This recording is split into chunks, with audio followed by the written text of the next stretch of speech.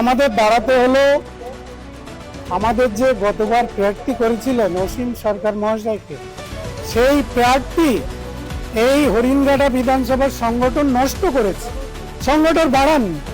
আমরা তো বুঝি, আমরা গ্রাম এলাকায় থাকি, সাধারণ মানুষের সঙ্গে যোগাযোগ রাখি, সেই জন্য আমরা প্রথম থেকেই চাইছি যে অসীম সরকারকে এখানে দিলে বিজেপি সিট হারাবে।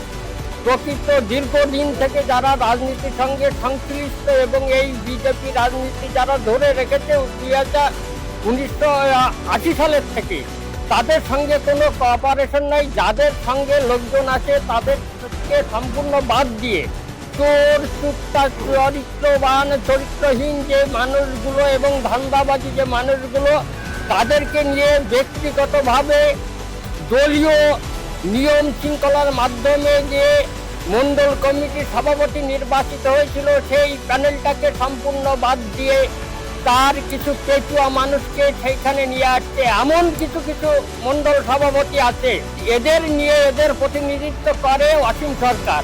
এখন অসীম সরকারকে যদি এখান থেকে না সরান, তাহলে এবিসি খারাপ। আমি একদম গ্যারান্টি দিচ্ছি, হারাবে হারাবে হারাবে।